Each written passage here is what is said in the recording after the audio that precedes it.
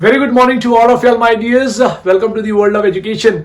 And again, we are going to start with a chapter called as what? Strategies for enhancement in food production. My dear, today we are going to start with one of the very fascinating topic. It is termed as beekeeping. Beekeeping is also termed as apiculture. Apiculture नहीं, it is apiculture. शब्द याद रहे my dear. Okay. So yes, आपके सामने apiculture प्रस्तुत है. Simple सी बात है, यहां पर हम लोग बात करेंगे something called as rearing of bees, honey बीज जिसको हम कहते हैं मेरे बच्चों, हम उसका जो है वो रियरिंग करने जा रहे हैं. So yes, we are going to deal with maintenance of the hives, वो प्लेस जहां हनी बीज रहती हैं. So hives of honey bee for the production of honey, right. The only natural compound, I can say the only natural structure जो basically decompose नहीं होता, right, contains a large amount of sugar in it. Okay, now it has been age old cottage industry. ये बहुत दिनों से ये industry चलती आ रही है और बहुत ज्यादा इसका बिजनेस भी है, not only at small scale but also at large scale, my dear. So honey is a food of high nutritive value. Please याद रहे, high nutritive value होता है इसको. Not only that, it finds the use in indigenous systems of medicine. मेरे बच्चों, बहुत सारे जगह पे बहुत सारे डिजीज के लिए we use honey as a medicine. So please आप इस बात को याद रखना. Not only that, honey bee deals with what, it deals with the production of bees wax and also मैं आपको बता दूं, ये बीज वैक्स जो है वो बाकी की और जगह पे कॉस्मेटिक में, पॉलिशेस में और अलग अलग जगह पे प्रिपरेशन में यूज होता है. प्लीज याद रखना. Not only that, increased demand of honey not only deals with something called as small scale industry but also it deals with something called as large scale bee industry या beekeeping practice. तो जब आप beekeeping practice बोलते हो तो ये large scale level पे भी होता है. बहुत important point है कि it generates income, so it is income generating process, income generating I can say a business. आप इसको स्मॉल स्केल पे करो या फिर आप इसको लार्ज स्केल पे करो. नॉट ओनली दैट, मैं आपको बता दूं, it can be practised in any area. किधर पे भी प्रैक्टिस होगा, बस खाली इस बात का ध्यान रखना कि दे रिक्वायर्ड सर्टेन ऑर्चार्ड्स, जैसे ऑरेंज ऑर्चार्ड्स, लेमन ऑर्चार्ड्स होने चाहिए जहां पे बहुत ज्यादा बी पैस्चर मिल पाए उनको. बी पैस्चर का मतलब बी के लिए जो फ्लावर्स चाहिए जिसमें से वो नेक्टर को सक करेंगे, that is the it is termed as bee pasture. So wild shrubs, जो ज्यादा बुशी एरिया हो ऐसा प्लेस.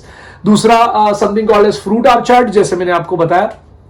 कल्टिवेटेड क्रॉप्स में भी आपको जो है वो दिख सकता है. मैं आपको बता दूं मेरे बच्चों की bee keeping is though relatively easy, does it require some specialised knowledge and there are several organisation that teach bee keeping. बहुत सारे ऑर्गेनाइजेशन है बी कीपिंग जो सिखाते हैं मेरे बच्चों. सो कुछ फॉलोइंग पॉइंट्स में डिस्कस करूंगा, लेकिन उसके पहले मैं डिस्कस कर लूं आपसे something called as several species of honey bees. सबसे पहला आ गया तुम्हारा जो है वो Apis dorsata. It is termed as a rock bee. Apis mellifera, प्यारा प्यारा चिंटू सा एकदम. तो Apis florea, Apis indica and Apis mellifera, ये ऐसे चार आपके सामने होंगे. एक इंपॉर्टेंट पॉइंट ये भी है कि अगर आप एपिस इंडिका को देखो तो it is a most common species. Most common species होता है मेरे बच्चे. कौन? It is something called as Apis, कौन सा रखू बोलो, इंडिका रख दू तो Apis indica is what, it's a most common species. Apis dorsata is something called as what, it is a rock bee. Apis indica अगर आप इसको देखो तो इसको एक्चुअली इंडियन मोना बी भी बोल सकते हैं. प्लीज याद रखना, इंडियन मोना बी. अपने पूरे लाइफ में मैं आपको बता दूं ये 3 to 4 kg ऑफ हनी इकट्ठा कर सकती है. एपिस फ्लोरिया आपने सुना का भृंग म्हणतो आपण, भृंग मराठीमध्ये आपण त्याला भृंग म्हणतो. तो भृंग bee is this one, is Apis florea. And Apis mellifera is European bee. मेरे बच्चों प्लीज याद रखना, यूरोपियन बी. मेरे बच्चों ये इतना इंपॉर्टेंट है. ये कौन? मैं मिलीफेरा की बात कर रहा हूं. मिलीफेरा को यूरोपियन बी कहते हैं और इसकी एक इटालियन वैरायटी भी होती है. प्लीज याद रखना. सो ये सारे फैक्ट्स जो है वो it is being need to be discussed. So several species of, जब हनी बी आप बात करते हो तो एपिस डॉर्साटा खतरनाक होती है. इट इज रॉक बी मेरा बच्चा, इसको बोलते हैं rock bee. Apis florea, Apis indica जो बहुत ही कॉमन है, और एपिस मिलीफेरा बेसिकली इटालियन, थोड़ा सा उसको इटालियन स्पीशीज में कह सकता हूं. कुछ फॉलोइंग पॉइंट्स है जो कि इंपॉर्टेंट सक्सेसफुल बी कीपिंग अगर मुझे करना है तो there are certain important facts और चीजों को मुझे याद रखना होगा. देयर आर 5 पॉइंट्स जहां पर आपको याद रखना होगा. पहला पॉइंट होगा नॉलेज ऑफ हनी बी और उनका nature. So you should have a proper knowledge of nature and habits of honey B. अगर ये आपको आइडिया नहीं है ना तो आप तो परेशान हो जाओगे.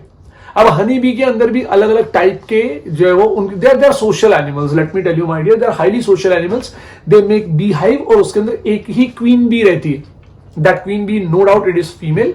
बाकी के जो है वो आपको जो बी मिलते हैं there is something called as a drone bee. Right, आपने ड्रोन नाम सुना होगा. सो ड्रोन बी होते हैं. फिर बाद में बाकी के दूसरे जो सोल्जर बीज होते हैं. सो बहुत सारे डिफरेंट डिफरेंट टाइप के बीज होते हैं जो आपको याद रखना है. ये आपको जेनेटिक्स में मैं थोड़ा सा, अगर जेनेटिक्स चैप्टर मुझे या फिर किसको भी मिलेगा तो ही और she will be explaining it to you very properly. So knowledge of nature and habit of bees होना चाहिए, पॉइंट नंबर 1. दूसरा पॉइंट होना चाहिए selection of suitable location for keeping the bee hive. अब आप मुंबई में लाके रख दोगे कहीं पे भी तो नहीं चलेगा ना मेरे बच्चों. It has to be a very proper place. That is something called as wild orchards. फिर बाद में जो है वो फ्रूट ऑर्चर्ड्स होना चाहिए. वाइल्ड श्रब्स होना चाहिए. वाइल्ड श्रब्स में क्या होता है, बहुत ज्यादा बुशी एरिया होता है. So large number of flowers present होते हैं from where they suck the nectar my dear. तीसरा पॉइंट होना चाहिए catching and hiving of swarms. Let me tell you my dear, the group of honey bee is termed as swarms. So please swarms का नाम याद रखना. Management of bee hives during different seasons is also very much important. दूसरा एक और खास बात मेरे को समझ में आता है कि हैंडलिंग होना बहुत इंपॉर्टेंट है. कलेक्शन ऑफ हनी बी होना बहुत इंपॉर्टेंट है. हनी के साथ साथ बी वैक्स भी कलेक्ट हो जाता है. नॉट ओनली दैट, मैं आपको बता दूं bee are very good pollinators my dear. 80% of, let me tell you, 80% of pollination from insect. अगर मैं 100% इंसेक्ट का पॉलिनेशन समझू, उसके अंदर से 80 to 85% of pollination is done by Honey बीज. सो आप इस बात को याद रखिए कि बहुत सारे क्रॉप स्पीशीज का पॉलिनेशन उन्हीं की वजह से होता है. The very good example for this is sunflower, पहला इंपॉर्टेंट पॉइंट. दूसरा ब्रासिका. ब्रासिका मतलब सरसों. राइट, ये चैप्टर नंबर 5 में हमने पढ़ा था my dear. Right, pear, apple, ये सारे लोग का एग्जांपल यही है. नॉट ओनली दैट, मैं आपको बताऊं keeping bee hives in crop field ना my dear during flowering period entire pollination कर देगी. मैं आपको बताऊं पंजाब, हरियाणा, उत्तर प्रदेश के कुछ एरियाज में लिटरली दे कीप हनी बीज. जब वहां पे बहुत ज्यादा फ्लावरिंग हो जाती है हर प्लांट में, because they are monocot plants. Rice, wheat को अगर आप देखें तो राइस और व्हीट तो बेसिकली एनिमोफिली से कर लेंगे. मतलब एनिमोफिली मतलब पॉलिनेशन डन बाय विंड. लेकिन अगर आप मस्टर्ड का देखते हो, मस्टर्ड, तो mustard is a dicot plant. So they will be having a very good flowers. एकदम मस्त येलो येलो फ्लावर्स होते हैं. तो वहां पे रखने की वजह से क्या होता है, the pollination occurs, so the efficiency of pollination increases because of that honey bees. Not only that, they also improve the yield. Not only that, they also deal with beneficial. They are very much beneficial actually from point of view of crop yield and honey yield. So, आपको क्या समझ में आया मैं आपको बता दूं अभी. पहला इंपॉर्टेंट पॉइंट, हनी बी के लिए प्रॉपर लोकेशन ढूंढना. दूसरा इंपॉर्टेंट पॉइंट, हनी बी के नेचर और हैबिट को समझ के लेना. तीसरा इंपॉर्टेंट पॉइंट, हनी बीज के बारे में, उनके स्वॉर्म के बारे में आपको समझ में आना चाहिए कि how they are acting, how the nature is present with respect to honeybees. honeybees का nature समझना बहुत ही ज्यादा इंपॉर्टेंट है. Not only that, if they are being kept in a crop fields, yes my dear, they are very good pollinators. beneficial हो जाता है उनको रखना. तो not only you are dealing with something called as production of honeybees, you are also dealing with something called as pollination of something called as crop fields my dear. अब हम लोग पढ़ने जा रहे हैं मेरे बच्चों fishery. Okay my dear, so now what we are going to start is something called as fisheries. मैंने बहुत बार डिस्कस किया है आपसे कि what do you mean by fisheries. उस समय भी डिस्कस किया था because that time it was an introduction. लेकिन अब हम लोग फिशरीज को डिटेल में पढ़ेंगे. Right, now here it is something called as fisheries. पहला पॉइंट आएगा कि it's a type of a industry devoted to 3 things. पहला कैचिंग, दूसरा प्रोसेसिंग और selling of a fish, shellfish and all other aquatic animals. Now fishery can be divided into 2 parts or 2 forms, I can say. The very first is capture fishery and the second is something called as a culture fishery. Capture fishery में अपना अलग risk है. हाँ, लेकिन अलग अलग variety के fishes मिल जाते हैं और अलग अलग वैरायटी के ऑर्गेनिजम्स मिल जाते हैं, बट उसका रिस्क भी बहुत ज्यादा है. How the risk is more. अगर कभी आप अंदर डीप सी फिशरी करने चले गए, पता चला वहां का मौसम खराब हुआ, एंटायर ट्रॉलर या एंटायर जो चीज आपका नाव है, इट गेट्स कैप्साइज्ड हो जाएगा and everything is lost. But what happens in culture fishery? Culture fishery is highly plant fishery. It's a plant process I can से, जहां पर आप फिशेस को लाकर फिशेस को ब्रीड कर सकते हैं. फिशेस को कैच करने का जरूरत नहीं पड़ेगा, सीधे प्रोसेस करना है और सेल करना है. Right, so there are two types of fisheries. And अब आप जाके देखें तो कैप्चर फिशरी में भी दो टाइप के फिशरीज है, fresh water fishery and marine water fishery. Marine water fishery में आप जाओ तो और आप बड़े बड़े चीजों को जो है वो बड़े बड़े टाइप के ऑर्गेनिजम्स को पकड़ सकते हैं. यहां पर आप फ्रेश वाटर फिशरीज में जाएंगे तो आपको इतना ज्यादा स्कोप नहीं मिलता, बट यस, जितना ज्यादा दूर जाओगे उतना ज्यादा रिस्क है.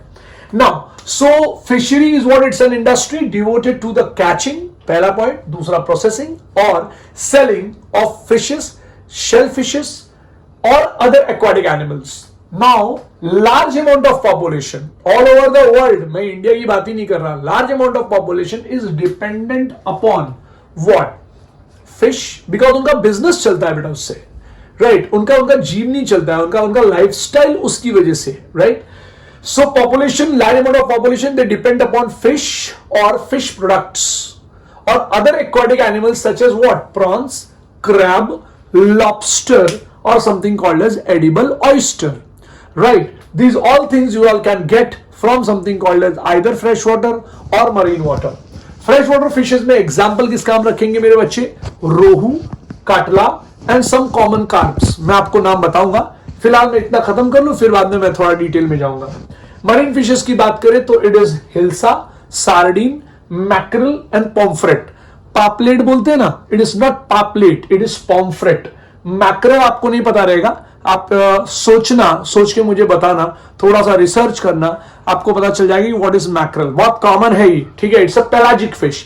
पेलाजिक फिश का मतलब होता है कि ये समुद्र के अंदर ऊपर के पानी या ऊपर के लेयर में प्रेजेंट रहते हैं. सो मैक्रल आप बहुत अच्छी तरीके से जानते हैं, आप जब ढूंढेंगे तो आपको पता चलेगा.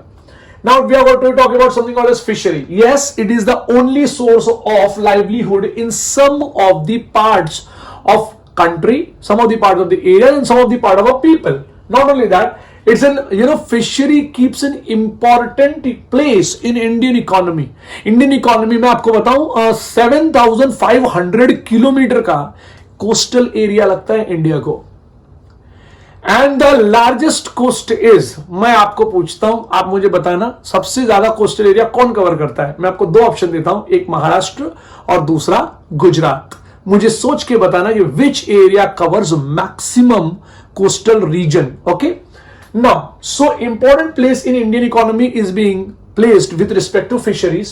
Fisheries not only deals with, जैसे मैंने आपको बताया मेरे बच्चों, fishery not only deals with something called as fishes, but it also deals with all the aquatic animals, mussels, crab, prawn, lobster, crayfishes, फिर बाद में जो है वो oysters आ जाता है यहाँ पे. So it provides income and employment, my dear, to millions and millions of fishermen as well as farmers. अब आप बोलेंगे सर फार्मर्स कहाँ चले गए वहां पे? मैं आपको बता दूं, कुछ एरियाज जैसे उत्तर प्रदेश हो गया, मध्य प्रदेश हो गया, पंजाब हो गया, हरियाणा हो गया, ऐसे प्लेसेस में when they culture or cultivate something called as rice, so उसमें ना बहुत ज्यादा वाटर लगता है. So what they do is they put some of the spawn of fishes, जिसकी वजह से क्या हो जाता है कि पानी थोड़ा दिन तक रुकेगा तो फिशेस बड़े हो जाते हैं, तो उनके साथ में उनका एक छोटा सा बिजनेस चल जाता है, इकोनॉमी चल जाती है बिकॉज ऑफ दैट. तो not only they deal with something called as a crop plant, but also they deal with something called as culturing of fishes. Okay, not only fishes but also different type of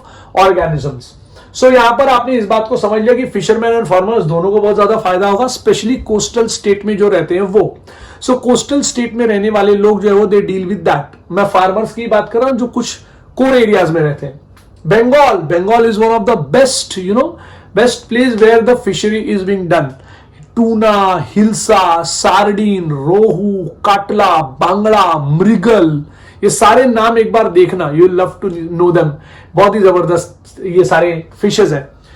in order to meet the demand of increasing, मैं आपको बता दूं, in order to meet the increasing demand of fisheries, मैं आपको बता दूं, different techniques had been employed to increase the population of fishes. तो आप बोलोगे सर ये ऐसे क्यों करने की जरूरत है, क्या इंक्रीज क्या करना है पॉपुलेशन ऑफ फिशेस? तो रादर देन दैट आपको ये भी पता होगा कि पॉपुलेशन तो बोल दिया, but increase the production of the fishes आ जाएगा, वहां पे आएगा। अब production of fishes is not only dealing with something called as marine और fresh water, it is culture fishery also as I said. तो चलो फ्रेश वाटर, मरीन वाटर में फिशरी, जिसको हम कैप्चर फिशरी कहते हैं, और हमने अगर अपनी तरफ से एक तालाब बना के उसमें जो है वो कल्चरिंग की, तो उसको कल्चर फिशरी कहते हैं। So this leads to development and flourishment of fishery industry. Wherever you start thinking and whenever you put such amount of capital in that, पैसा डालना, और उसके बाद जो है वो उसका जो फ्रूट आता है, it gives lots of income to farmer and particularly to a country in general. Because what happens, जितना फिश हम पकड़ते हो सारा फिश हम ही नहीं खा जाते, right? That fish are also exported to different countries. So when they are exported to different country, they bring foreign funds, right? Foreign capital आता है, जिसकी वजह से कंट्री का नाम और डेवलपमेंट बहुत ज्यादा होता है। For this, what they had did was they had talked about blue revolution मेरे बच्चों। नाउ अभी आपको मालूम होगा ब्लू रिवोल्यूशन क्या होता है। Blue revolution was being started for this only, ताकि जितना ज्यादा हो सके हम बहुत सारे मरीन एनिमल्स का जो है वो कैप्चर करें, कल्चर करें, प्रोडक्शन करें, राइट? सो सर बेसिकली आप क्या कहना चाहते हो? मैं ये कहना चाहता हूं कि अगर आप फिशेस की बात करोगे तो it is something called as pisciculture, right? Sir आप अगर कल्चर फिशरी की बात करोगे तो culture fishery is what? Culture fishery is defined as culturing of an organisms, basically aquatic organisms. So here capture fishery में अगर आप देखोगे तो raising the fishes in tanks and ponds, capture fishery की बात कर रहा हूं, राइट? है ना? नहीं, capture fishery deals with something called as catching of the fish without actually raising them. Please याद रखना, जब आप कैप्चर करने जाते हो तो आप कैप्चर कहां कर सकते हो? आप रिवर में कैप्चरिंग कर सकते हो, आप डीप सी में कैप्चरिंग कर सकते हो, आप ऑफशोर फिशरी कर सकते हो। हाँ, लेकिन culture fishery, yes, it is being done in something called as tank and ponds. Let us talk about aquaculture. Aquaculture is what? It's a rearing and management of useful aquatic plants as well as animals like fishes, oyster, mussels, etc. So blue revolution ने क्या किया? Blue revolution ने effort कर दिया increase in the yield of something called as different type of aquatic animals. बस खाली आप blue revolution में fishes को ही लेके नहीं सोच सकते हैं। नॉट ओनली दैट, मैं आपको बता दूं 2 से 3 टाइप के फिशेस एक साथ आप कल्चर या कैप्चर कर सकते हो। तो अगर आप इस तरीके से करते हो, मतलब आप कैप्चर, मैं अभी कल्चरिंग की बात करूंगा, कैप्चरिंग की बात नहीं करूंगा। सो जब कैप्चरिंग आप करते हो और आप उस कैप्चरिंग में जब आप ध्यान दोगे तो आपको पता चलेगा कि आप ट्रॉलर्स लेके जाना पड़ेगा। छोटा बोट लेके जाओगे, थोड़ा ही लेकर आओगे, ट्रॉलर्स लेके जाओगे, इमेंस फिशेस आप पकड़ते हो। So not only you catch fish but you also catch different type of prawns, tiger prawns, lobsters, oysters, है ना, ऑक्टोपस, अलग अलग टाइप के लोगों को आप पकड़ कर लेके आ जाते हो। And yes, they have a good table value, so they are being eaten और the business is being done. लेकिन अगर आपने कल्चर फिशरी शुरू किया, now what do you mean by culture fishery? Culture fishery is being done either in tanks or in something called as ponds. But if you are putting 2 to 3 different type of fishes and you are culturing them, such type of farming is termed as composite or mixed farming, my dear. Let me tell you some indigenous fishes. पहला नाम आएगा काटला काटला, दूसरा नाम आएगा Labeo rohita rohu. It's a most common carp I can say. Labeo calbasu, Cirrhinus mrigala, mrigal बोलते हैं इसको, क्लैरियस बेट्राकस. मेरे बच्चों क्लैरियस बेट्राकस आप जानते होंगे, अगर आप कभी अपने एरिया में निकलेंगे तो मागुर नाम सुना होगा आपने, मागुर या मांगूर. तो मांगूर इज नथिंग बट क्लैरियस बेट्राकस मेरे बच्चों. एक और कॉमन जो है वो मेरे को देखने के लिए मिलता है सिप्रिनस कार्पियो. बहुत इंपॉर्टेंट पॉइंट है. सो ये जो मैंने आपको नाम लिए मेरे बच्चे, सारे फ्रेश वाटर फिशेस हैं. अगर आप मरीन वाटर फिशेस का बात करते हो तो सबसे पहला नाम आएगा हिल्सा, दूसरा नाम आएगा सैल्मन, तीसरा नाम आएगा सार्डिनेला, फोर्थ नाम आएगा Harpodon. It's a Bombay duck. Bombay duck त्याला आपण मराठीमध्ये म्हणतो बोंबिल, कळलं का? सो बोंबिल जो असतो त्याला हर्पोडॉन किंवा हर्पिडॉन म्हणतात. स्ट्रोमाटियस इज पॉम्फ्रेट, स्ट्रोमाटियस प्लीज याद रखना, पॉम्फ्रेट. रास्ट्रलिगर काना गुर्ता इज मॅक्रल, मॅक्रल म्हणजे काय असतं? बांगडा, आपण म्हणतो ना बांगडा नावाची मच्छी, तो बांगडा. सो प्लीज याद रखना. Now there are certain important steps of culturing fishes, वो आपको इतना डिटेल में नहीं पढ़ना है, तो आप इतना याद रखो कि हम बाय प्रोडक्ट्स पढ़ेंगे. इजिंग्लास एक ऐसा हाई ग्रेड कोलाजन प्रोड्यूस होता है from the air bladder of fishes like catfish. Isinglass ये जो मैं आपको बता रहा हूं ना मेरे बच्चे, ये वाइन को क्लैरिफाई करता है मेरे बच्चों. तो वाइन इंडस्ट्री में अगर आपके कोई पहचान के लोग अगर होंगे ना वाइन इंडस्ट्री में, तो वाइन इंडस्ट्री में you know they use isinglass, ISINGLASS, it is isinglass. Shark liver oil, cod liver oil नाम सुना होगा, which is very much important with respect to vitamin A and vitamin D. Please याद रखना, बहुत ही ज्यादा इंपॉर्टेंट है. Skin of some fishes like shark, मैं आपको बता दूं शार्क के स्किन को हम लोग बोलते हैं shagreen, and ray are use to cover something called as card cases and jewel boxes. अब आपके घर में ज्वेल बॉक्सेस उसको ऐसा नहीं करते, बट बहुत सारे ज्वेल बॉक्सेस पे शार्क के स्किन को लगा देते हैं, जिसके बैग्स बनते हैं मेरे बच्चों इससे. सो प्लीज आप इस बात को याद रखिएगा. तो ये था हमारा प्यारा मरीन फिशरी.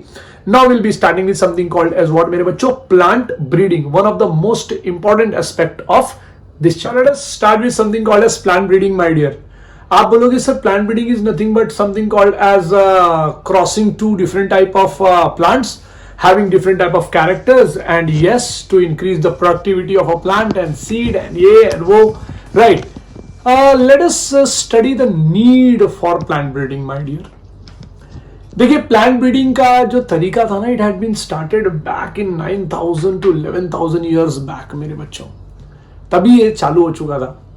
बट आज का need because of over growing population, right, we are the second world's most populous country.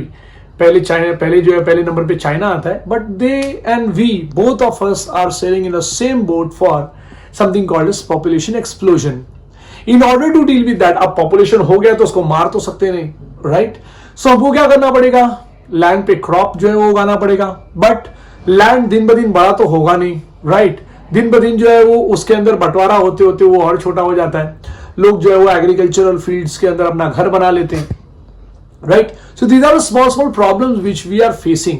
So why should not we increase the productivity of a plant in the given farm? उस farm में जहां 10 दाने हो रहे थे, imagine कीजिए एक plant से 10 जो है वो ग्रेन या सीड या जो भी है वो निकल रहा था. तो why not we should convert it into 100 grains, 100 seed per plant, ऐसा कुछ निकले तो फिर मजा आ जाए, right? So in order to deal with that कुछ पढ़ते हैं एग्रीकल्चर के बारे में.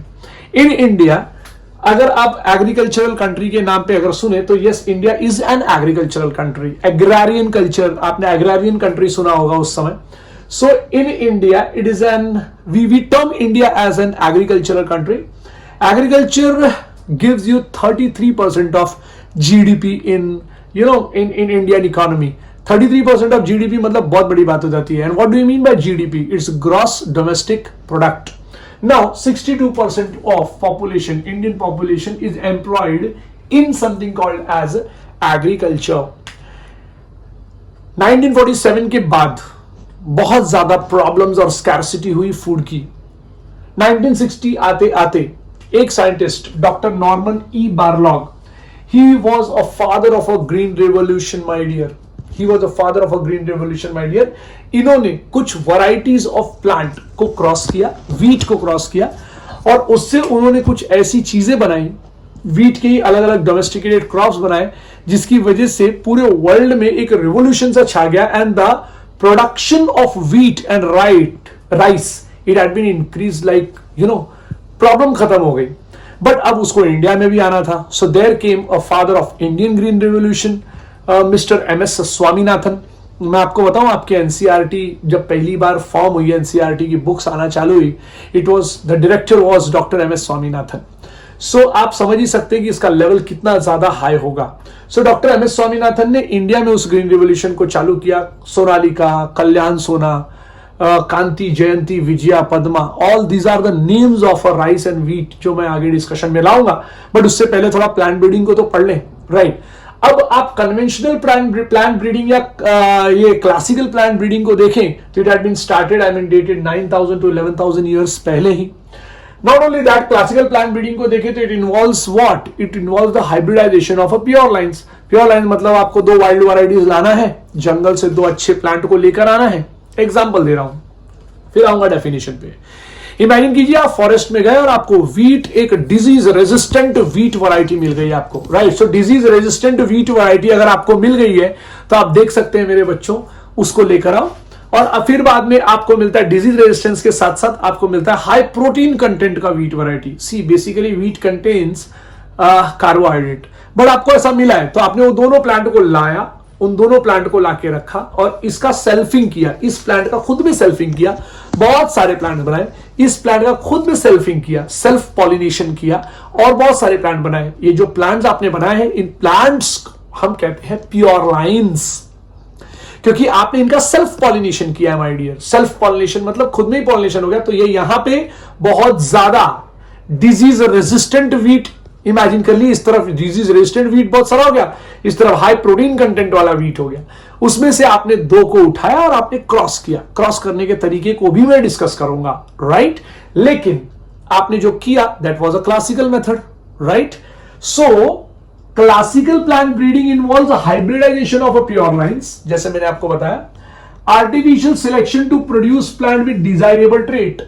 अब जब आपने क्रॉस कर दिया तो उसके अंदर आप इवैल्यूएशन करेंगे और आप सिलेक्ट कर लेंगे, नहीं भाई जो अच्छा रहेगा वो। अब वो इवैल्यूएशन किस बेसिस पे होगा? सबसे पहले होगा हायर यील्ड, दूसरा होगा न्यूट्रिशन, तीसरा होगा resistant to disease, right. So what is basically a plant breeding? Did it increase the productivity of a crops? Did it increase the economy of a country? Did it played a very important role in the population of India? Yes. Plant breeding is a purposeful manipulation. सोचा समझा plan है। Purposeful manipulation of plant species in order to create desired plant, my dear. Desired plant types that are better suited for cultivation in each and every states. Better suited for cultivation, gives a better yield and are disease resistant. आप सोच के देखिए कि कितना ज्यादा हम सोच रहे हैं डिजीज रेजिस्टेंट के बारे में। If we were to list the trait of characters that the breeder have tried to incorporate in a crop plant, the first very important we would list out very important facts मेरे बच्चे। हमको improved variety चाहिए, हमको crop yield best चाहिए, तो मैं कौन कौन से कैरेक्टर्स को डालने की कोशिश करूंगा? सबसे पहला मैं डालूंगा increased tolerance to environmental stresses. आप सोच के एकदम दंग रह जाएंगे, अरे एकाएक कहां बात करने लग गया अमित सर। मैंने आपको बताया एक protein content, high protein content वाला वीट। मैंने आपको बताया अरे जो है वो डिजीज रेजिस्टेंट वाला वीट। तो आप डिजीज रेजिस्टेंट और प्रोटीन कंटेंट में ही मत बिजी हो जाइए, मैं आपको और बहुत सारे प्रॉब्लम बताता हूं जो प्लांट फेस कर रहे हैं। Problem number 1 is increased tolerance to environmental stresses. What is that? Salinity. Water के अंदर बहुत ज्यादा नमक हो गया है, क्या वो नमक को वो प्लांट हैंडल कर पाएगा? क्या वो 100 सीड्स प्रोड्यूस कर पाएगा अगर वहां के वाटर में large amount of salt present हो जाए? तो क्या वो एक्सट्रीम टेम्परेचर हैंडल कर पाएगा? फोटोसिंथेसिस में आपने तो देखा कि 20 to 25 डिग्री सेल्सियस के बाद भैया केल्विन साइकिल नहीं होगा। तो क्या वो इस चीज को हैंडल कर पाएगा? क्या वो सूखे को, माने कम वाटर को, ड्रॉट, क्या वो कम वाटर को हैंडल कर पाएगा? तो salinity, extreme temperature, drought are the environmental stresses. Can we increase the tolerance of the wheat? देखिए कुछ डिफरेंट सोचना है। सेकेंड नंबर का पॉइंट, रेजिस्टेंट टू पैथोजेंस। ना जब मैं डिजीज रेजिस्टेंट बोलता हूं तो किसको disease resistant? It can be resistant to viruses, it can be, it means the hybrid plant जो आप प्रोड्यूस करने की कोशिश कर रहे हो। So it can be it can be resistant against virus, it can be resistant against fungi, it can be resistant against bacteria. आपको पता नहीं होगा, आप जब बायोलॉजिकल क्लासिफिकेशन नाम का चैप्टर जब आप पढ़े होंगे या आपने पहला चैप्टर पढ़ा होगा। इन दोनों चैप्टर में वायरसेस और फंगाई, फंगाई का नाम बायोलॉजिकल क्लासिफिकेशन में आया और वहां पे आप देख सकते होंगे कि कितना ज्यादा इरिटेट कर देते हैं ये फंगस, राइट। सो जैसे जवार में फंगस लग जाए, वीट में फंगस लग जाए, सो डिफरेंट टाइप की जब ये फंगस लग जाती है, जैसे उस्टिलागो न्यूडम आपने नाम सुना होगा, यहाँ पे पक्सिनिया ग्रामिनिस, राइट। सो पक्सिनिया ग्रामिनिस अगर वीट में लग जाए तो फिर तो काम खत्म हो जाए। रस्ट इन वीट कहते हैं हम इसको मेरे बच्चों, rust in wheat my dear. Puccinia graminis affects, Puccinia graminis is a type of a fungi, it belongs to basidiomycetes and it affects something called as wheat, तो it's a rust in a wheat, ठीक है ना। दूसरा हो जाता है यहाँ पे उस्टिलागो, उस्टिलागो अटैक कर देता है जवार को, राइट। सो ये चीज क्या मैं हैंडल कर सकता हूं? क्या मैं ऐसे जवार के क्रॉप्स या क्या मैं ऐसे वीट के क्रॉप्स बना सकता हूं जो रेजिस्टेंट टू फंगस या resistant to something called as bacteria हो? Can I try that? Yes, I can try that by plant breeding. And can I increase the tolerance to the insect? Now we are going to start with the first stage of plant breeding, my dear. The first stage of plant breeding is something called as collection of variability. Now what do you mean by variation? ये आपको genetics नाम के chapter में सबसे पहले पता चल जाएगा कि वेरिएशन का मतलब क्या होता है, जेनेटिक्स का मतलब क्या होता है, और समथिंग कॉल्ड हेरिडिटी का मतलब क्या होता है। So variation is what it is, something called as a difference, morphological, structural and genetic difference between the organisms or a group of an organisms, right my dear? तो ये जो differences होते हैं, इस differences को हम कहते हैं variation। अब variation आप explain कैसे करोगे? between the organism तो बोल दिया, तो आप बोलोगे सर parents में भी होता है क्या? हाँ। So variation is defined as a morphological, structural, behavioral, genetic, each and every type of a differences between the parent and the offsprings, comma, among the offsprings and the individual of a same species, right my dear? ये point याद रखना, it is something called as a variation। now इसी variation जो मैंने आपको अभी अभी बताया, जैसे मैं बोल रहा हूं वीट के प्लांट में बहुत ज्यादा प्रोटीन कंटेंट है, लेकिन कुछ वीट के प्लांट में बहुत ज्यादा डिजीज रेजिस्टेंट है। सो इन दोनों प्लांट में वेरिएशन डिफरेंट है मेरे बच्चों। अब क्या मैं ऐसे सारे टाइप के वीट के प्लांट्स एक साथ जमा कर सकता हूं? अगर मैं कर सकता हूं तो it is termed as what? Collection of variability. Now collection of variability completely depends upon something called as genetic variability, and genetic variability is a root of breeding programme. आपको किसी भी टाइप का ब्रीडिंग करना होगा, सबसे पहला important होता है genetic variability. And genetic variability is available in many crops my dear, बहुत सारे क्रॉप्स में होता है विच हैड बीन गॉट, वो जो उनके अंदर आया होता है, it is because of a wild varieties जो शायद ऑल ओवर द वर्ल्ड में फैला हुआ है, राइट। तो ये चीज का बहुत इंपॉर्टेंट फैक्ट पड़ जाता है इधर। सो हमको करना है यहां पे उनका कलेक्शन, फिर उनका प्रिजर्वेशन, ठीक है ना। अब आप कलेक्शन करोगे तो आप प्रिजर्व कैसे करोगे? आप बोलोगे अरे सर मैं वहां से प्लांट लेकर आऊं क्या? नहीं, मैं कहता हूं कि आप वहां से उनके सीड्स लेकर आइए। So you collected them and then you preserve them. When you are preserving a seed my dear, you are preserving the entire character of a species. उस सीड के अंदर पूरे स्पीशीज का पूरा लेखा जोखा है जेनेटिक फॉर्म में। सो of all the different varieties, सारे डिफरेंट वैरायटीज जितने आपको मिलते हैं सबको लेकर आओ। वैरायटीज नहीं तो स्पीशीज, नहीं तो उनके relatives of the cultivated species जमा करो। सारे टाइप के वीट्स को जमा करो, सारे वीट को जमा करो और देखो कि एक के अंदर डिजीज रेजिस्टेंट होगा, एक के अंदर जो है वो डिजीज रेजिस्टेंट होगा, दूसरा जो है वो प्रोटीन कंटेंट होगा, तीसरा जो है वो इंसेक्टिसाइड रेजिस्टेंट होगा, राइट। चौथा जो है वो ड्रॉट रेजिस्टेंट होगा, पांचवा जो है वो बहुत ज्यादा सैलिनिटी को रेजिस्ट कर सकता है, छठा जो है वो बहुत हाई टेम्परेचर को रेजिस्ट कर सकता है। सो सारे टाइप के आपने जमा कर लिए, और जब आप जमा कर लेते हैं, सो ये जो जमा करना होता है ना, that is on prior condition. मेरे बच्चों, प्रायर बेसिस पे सबसे पहले वही चाहिए होता है, तो इसके लिए वर्ड है so cultivated species is a prerequisite. Prerequisite का मतलब होता है on a prior basis, on a prior condition. सबसे पहले आप कुछ लाओ मत लाओ भाई, सबसे पहले उसको लेकर आओ। किसको? ये जो सारे वेराइटीज को लाना है मेरे बच्चों, उनको लाओ। Then what happens for effective exploitation, अब ये प्री रिक्विजिट होता है किस चीज के लिए? For effective exploitation of natural genes available in a population. देखिए, अगर आप जीन्स को इधर उधर करेंगे तो दैट बिकम्स जेनेटिक इंजीनियरिंग और gene manipulation, right? But here you are not dealing with gene manipulation और जेनेटिक इंजीनियरिंग। नेचर में जो पड़ा हुआ है, आप उस नेचर की चीजों को लाके ऐसे अच्छी कैरेक्टर्स को एक प्लांट में डाल के उसको बेस्ट बना रहे हो माय डियर। प्लीज याद रखना, it's a very important factor. Now the thing which you did here ना, what you did was the entire collection of plant और seed, right? So the entire collection of plant or a seed having all the genes, लेकिन genes कैसे? Having all the diverse alleles for all the genes, माने जितने भी अलग अलग उसके alleles है, जितने भी अलग अलग उसके टाइप है, जीन्स के टाइप है जो अलग अलग, राइट? वो सारे लोगों को आपने जमा कर लिया इन अ गिवन क्रॉप।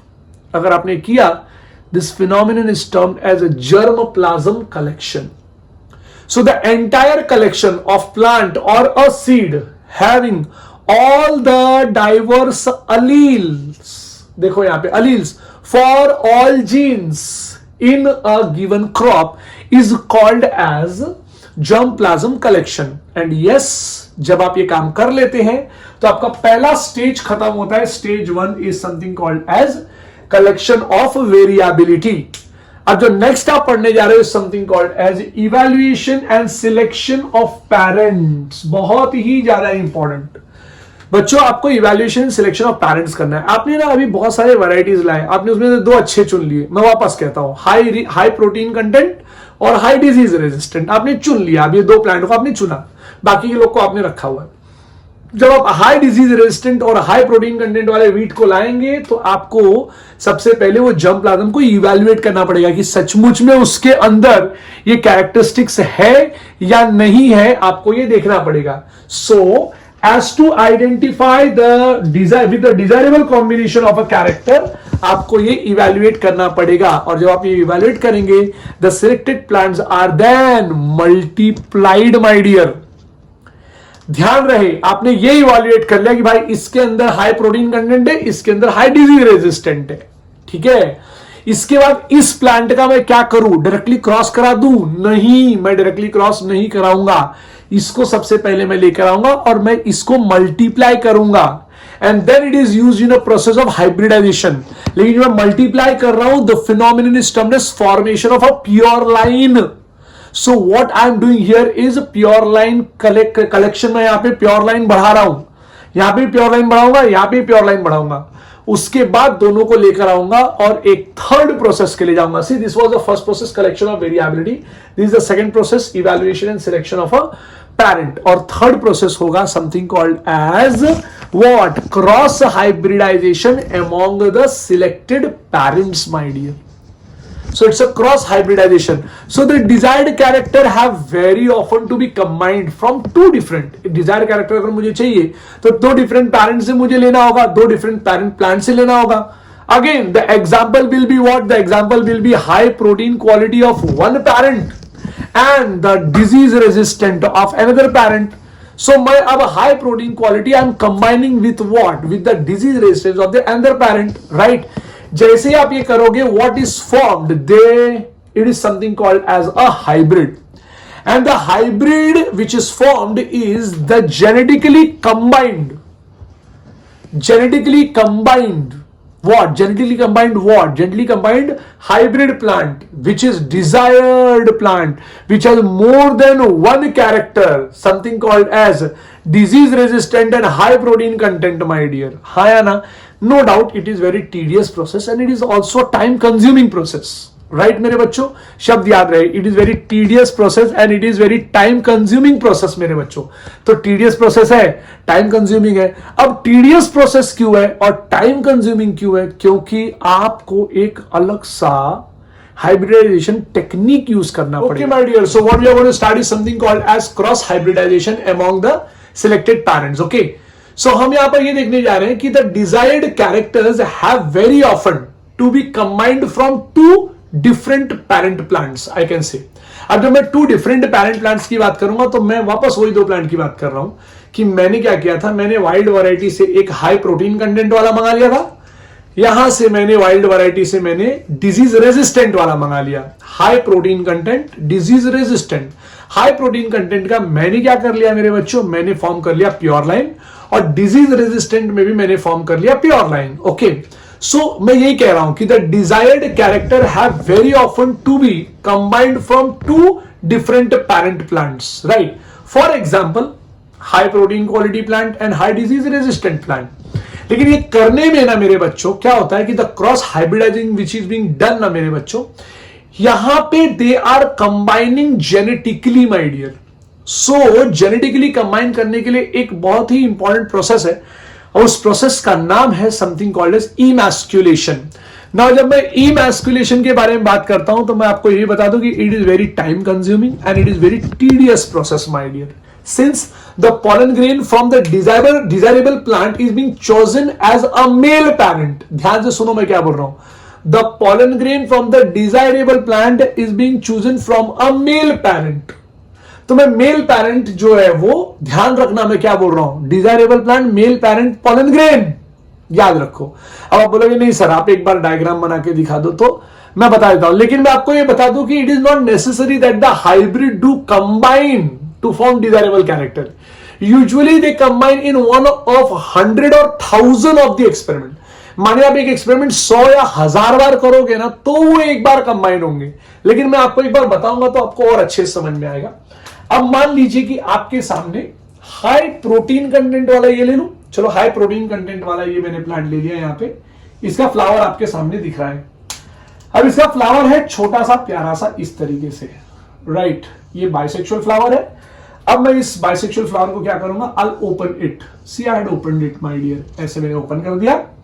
और जब मैं इसको ऐसे इस तरीके से ओपन कर देता हूं और मैं इसको ऐसा रखूंगा तो what I will see is something called as एक स्टिग्मा देखूंगा मैं, यहां पे ओवरी स्टाइल स्टिग्मा, कार्पेल देखूंगा, और कार्पेल के साथ साथ ये हो गया यहां पे, और कार्पेल के साथ साथ मैं देखूंगा यहां पे इसके एंड्रोशियम, ये ऐसे। So when you see androecium and something called as carpel like this, what you will do is आप एक मेथड करोगे जिसका नाम है फोरसेप मेथड मेरे बच्चों। Now what do you mean by forceps method, ये भी मैं आपको बता दूं, it's very important and very peculiar मेरे बच्चों। आप क्या करोगे, इनका जो मेल पार्ट है ना एंथर, ये आप इनको फोरसेप से कट कर लोगे बेटा।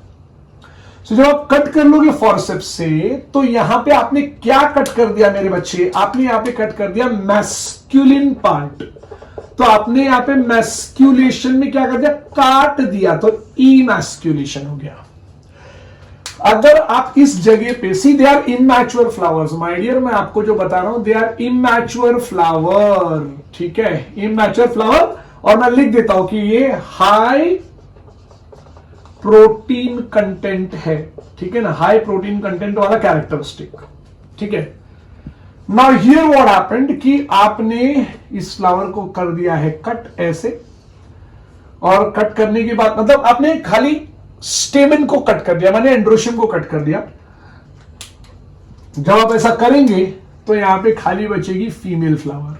अब तो ये यूनिसेक्सुअल हो गया मेरे बच्चों, क्या हो गया मेरे बच्चे, ये यूनिसेक्सुअल हो गया, ठीक है ना। तो यहां पर आप देख सकते हैं ये ऐसे, लेकिन it is immature, so now it will be it will getting matured. लेकिन उसके पहले आपको क्या कर देना है, आपको यहां पर इसको ऐसे पॉलीथिलीन बैग लगा देना है या बटर पेपर बैग लगा देना है। मेरी बात प्लीज याद रखना, पॉलीथीन बैग, ठीक है ना, बटर पेपर बैग, प्लीज याद रखो। आपके बुक में ये सब वर्ड्स नहीं होंगे मेरे बच्चे। पॉलीथीन बटर पेपर बैग लगा सकता हूं, और मैं लगाने वाला हूं पॉलीथीन बैग। मेरे बच्चों जब मैं ये काम करूंगा तो this phenomenon is termed as what, BAGGING, it is bagging. और जब मैं बैग लगा दूंगा तो मैं यहां पे एक इसको ऐसा, किस डेट को किसने किया था, कौन से कलेक्टर ने किया था, ये भी रख दूंगा, तो इसको बोलते हैं टैगिंग, ठीक है। So what you saw here is something called as bagging and tagging. But after some time what will happen, this flower will get matured, right. अब ये फ्लावर मैच्योर्ड हो गई, ठीक है। अब जब मैच्योर्ड हो गई तो इसके यहाँ पे कोरोला कुछ इस तरीके से दिख रहे हैं, और यहाँ पे इसका जो स्टिग्मा होगा वो भी हो गया मैच्योर्ड लाइक दिस, ठीक है ना। अब ऐसे मौके पे आपने जमा करना है something called as, red colour का मार्क कर देना, ऐसे मौके पे आपने जमा करना है वो डिजायरेबल पॉलन ग्रेन जो मैंने बात किया था आपसे। So these are the desirable pollen grains my dear, ये है डिजायरेबल प्लांट का पॉलन ग्रेन्स, ठीक है। So it is desirable pollen grains. अब ये पॉलन ग्रेन आपने लाके इधर डिपॉजिट कर दिया। As soon as you deposit these pollen grain, desired pollen grains, what will happen? The pollination had taken place. जैसे ही हो जाए भाई उपकार करके फिर से बंद कर देना इसको, क्योंकि कोई और ना आके यहां पर बैठ जाए। This phenomenon is termed as rebagging, इसको रीबैगिंग कहते हैं। और फिर जब आप टैग लगाओगे तो इट इज टर्म्ड एज री टैगिंग माय डियर। सो आपको यहां पे जो मिला है वो बहुत इंपॉर्टेंट है, रीबैगिंग एंड रीटैगिंग। इन फ्यूचर, अभी कुछ दिनों बाद you will get seeds right from that plant.